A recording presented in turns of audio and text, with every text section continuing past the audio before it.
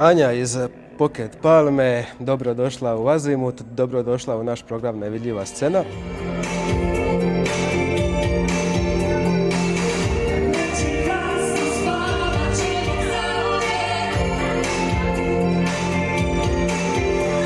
Moramo na početku riješiti jednu stvar koja me jako nervira, kao novinara, kao čovjeka koji piše već godinama.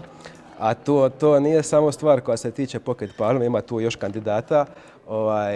Pisanje imena benda malim slovom. Znači, već sam imao ozbiljan razgovor na ovu temu s Nemanjom i s još nekim, sad se ne mogu sjetiti ko točno još. Dakle, zašto? Ljepše nam je tako. Stvarno nema nikakvog drugog razloga osim estetski nama je ljepše.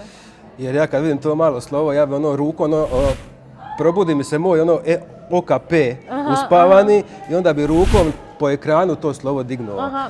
Meni je stvarno žao što ti radimo problem, ali nama je tako ljepše. Dobro, ok, ajde, kad sam pričao s Nemanjom koji ima isto taj problem, on mi je ispričao neku teoriju koju sam ja na kraju rekao, dobro, ok, ti si o tom baš razmišljao. Znači, samo izgleda ljepše. Dizajnerski pogled iz očiju kaže da je ljepše. Dobro, pa i to je cool.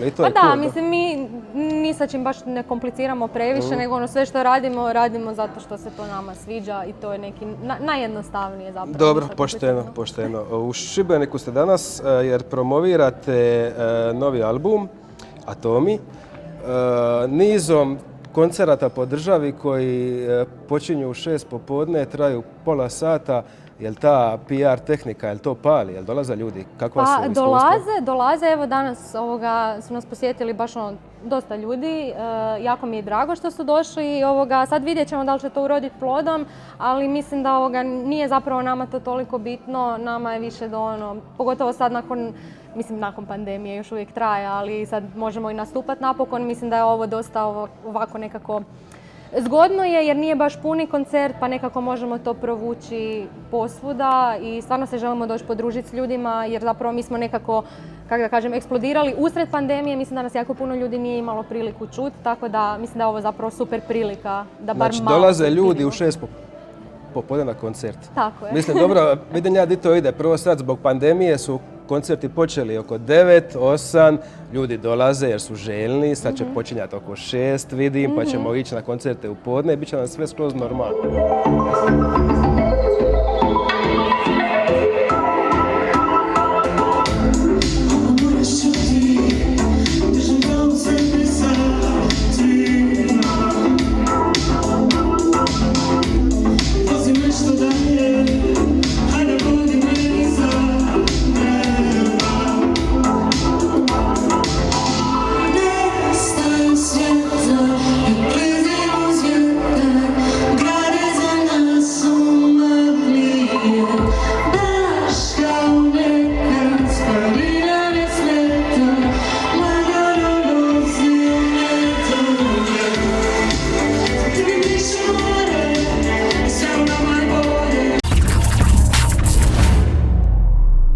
Dole su majice, ploče, kazete. Kazete. Zašto kazete?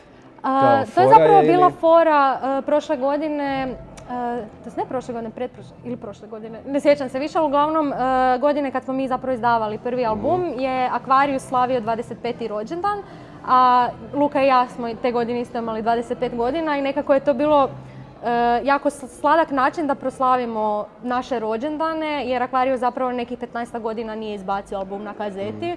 I mislili su da bi to bila zapravo savršena prilika jer nekako uz naš zvuk, ja mislim da ta estetika kazete stvarno koja hoće sad cijena kazete? Koliko košta vaša ova dole? Nemam pojma, 100 kuna? 100 kuna kazeta, ko VHS nekad. Da. Dobro. Ok, album je Atomi, vaš drugi. Tako je. Materijal je, koliko znam, bio već prošlo ljeto gotov. Tako je, da. Zašto se čekalo? Zbog pandemije? Zbog pandemije, da. Ja sam mislio čak da bude neka razlika između prvog koji je star koliko, 2 godine.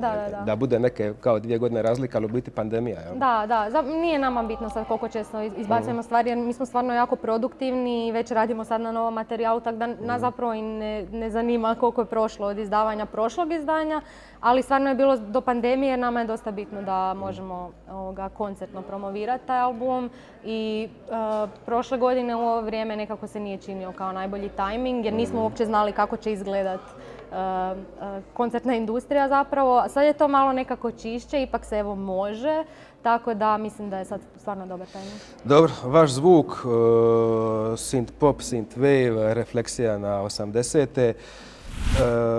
Kako se neko od vaše generacije zakači na 80-te i je li to uopće slučaj? Jer sad ima vani masu bendova koji imaju taj zvuk. Znači, jel vi uopće nekad se nađete pa baš slušate ploče iz 80-ih? Ili to uopće nema veze? Da, ima veze. I Luka i ja stvarno volimo ploče, ali mislim da je ta ljubav došla zapravo od naših roditelja koji su odrastali u 80-ima i nekako su tu glazbu zapravo prenijeli na nas, tako da smo i Luka i ja odrasli na glazbi 80-ih. Ali ono što je nas stvarno uvelo, to je negdje 2015. 2016. kad smo otkrili synthwave zapravo i onda smo upali u taj svijet. I nekako igrom slučaja, taman kako je Weekend izbacio Blinding Lights, nekako je to sve eksplodiralo. A mi smo taman prije toga izbacili EP i mislim da je timing bio savršen jer smo s tim što je zapravo taj synth pop, synthwave ušao u mainstream, dobili jako puno publike. I nama je jako drago da svi sad briju na 80-te jer je nama to stvarno super. 80-te su uvijek nekako vrate, svakih 10 godina u nekom obliku. Uvijek se vraćaju, ne možemo ih se riješiti. Dobro, ali taj synth pop ili synth wave, ili kako se već ta scena zove, to bi trebala po nekoj definiciji biti uglavnom plesna glazba. Međutim, u vašem slučaju se govori o dobrim tekstovima, emocijama. Dakle, mislim, ja se sjećam tih 80-ih malo, tu je bilo sve u ritmu, nije bilo ništa, nije se spominjala emocija. Je li to sad ta neka razlika između modernog sinta i tog originalnog iz 80-ih? Sad se brije na dobre tekstove.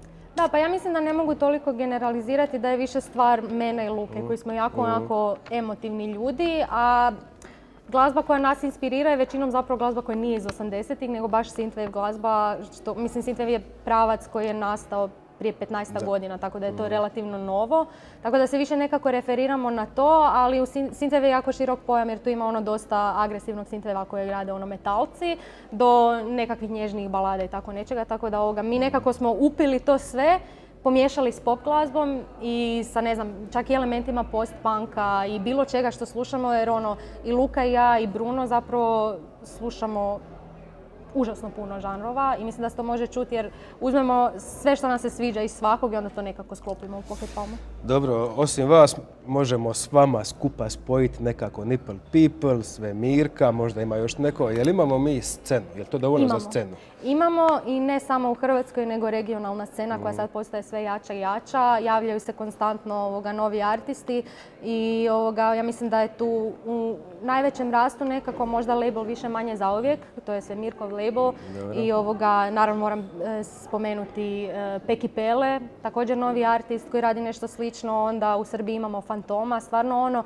ima jako puno tih artista u regiji koji nekako sad svi zajedno gradimo tu scenu, jako se podržavamo međusobno i mislim da to ide u jako dobrom smjeru. Znači, ne mrzite se, nego se volite. Jako se volimo. Dobro. Ti, Luka, ste prvo imali side project, to je prethodilo Pocket Palmi, onda ste pjevali na engleskom. Da. I onda ste se odlučili prebaciti na hrvatski jezik, promijenili ste ime benda koje je opet ostalo na engleskom. To mi baš nema. Dobro, aj Palma može proći na hrvatskom i na engleskom, a zašto nije Džepna Palma? Ako ste se već prebacili na hrvatski. Pocket Palma jednostavno bolje zvuči. Ima tih to nam je to super je nekako. fino izgovoriti, to je istina. Da, zvučno je dosta i pamtljivo je, pa je to nekako super. Imali smo stvarno puno problema sa smišljanjem imena, to je bila muka. Znači nije došlo samo od sebe? Nije došlo samo od sebe i doslovno recimo 2 dana prije izbacivanja tog prvog EP-a smo mi tek smislili ime jer nismo imali pojma. I onda ste rekli, pisat ćemo ga s malim slovom. Točno. Tako je, dobro. Side project je trajao negdje do 2018. 1918. tako nešto. I sjećam se jednog naslova na nekom portalu, Hrvatska nije dovoljno otvorena da bismo mi uspjeli. Je se promijenilo šta od tad? Pa ja mislim da je, zato što jako Hrvatska puno... ili vi? Ko se promijenio? I mi i Hrvatska, Dobro. Ali mislim da je generalno, ne samo hrvatska publika, nego svjetska publika je nekako ostala otvorenija prema drugim žanrovima, jer sad isto trenutno možemo vidjeti da se rock jako vraća i da je i dalje u mainstreamu, zato što pop zvijezde tipa Miley Cyrus opet rade nekakve tako malo više rock stvari, pa pobjeda Måneskin na Euroviziji. Mislim da se sad pop glazba više nije jako prepoznatljiva, kako da objasnim. Jako puno žanrova se tu isprepliče. Ja mislim da su ljudi sad već lagano navikli na različit zvuk i da su puno otvoreniji. A mislim da je tu i dosta stvar medija koji su isto postali puno otvoreniji, pa publika lakše sazna. Ali mediji će vas prvi početi uspoređivati sa XX ili DXX, kako se već čitaju. I onda ste se vi branili, ali oni su trojac, mi smo dvojac, ali onda ste i vi sad postali trojac. I sad nas uspoređuju s Denis i Denis. Tako, kad ste vi trojac, a oni su dvojac bili, dobro. Jel vam smetaju te usporedbe? Pa sad lagano da, zato što ih slušamo konstantno. Ne smetaju nam zato što ne volimo te izvođače, stvarno ih volimo i cijenimo, ali mislim da smo zvukom, sa Side Projectom smo bili jako daleko od zvuka DXX i sa Pocket Palmom mislim da smo dosta daleko od Denis i Denis i nismo uopće inspirirani baš konkretno tim zvukom, pa ono nekad bude malo kao, ne znamo više šta da kažemo na to pitanje.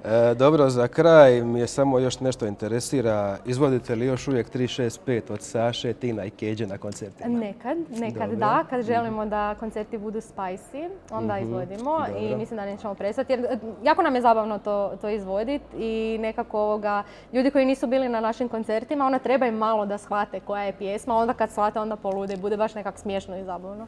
Anja, hvala ti i sretno sa ovom promotivnom turneom i vidimo se u Azimutu 29.12. Tako. Hvala ti, Hvala uživaj. tebi.